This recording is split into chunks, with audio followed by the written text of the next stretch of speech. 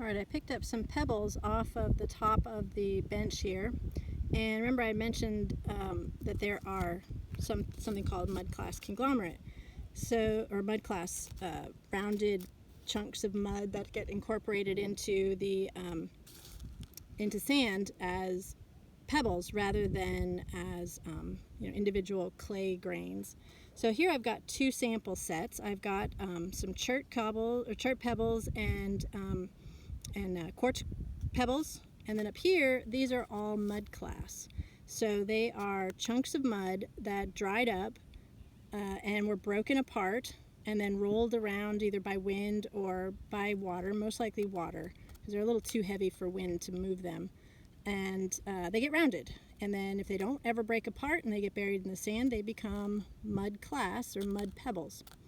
So we often talk about roundness as being an indication of distance traveled from the source, but it also depends not just on how far it's traveled, but also on the material. So of course, quartz and chert are very hard, hardness of 7, remember, and mud is very soft and it will easily grind up. So if that's the case, then these guys don't necessarily travel very far. They undoubtedly were created right here at the creek.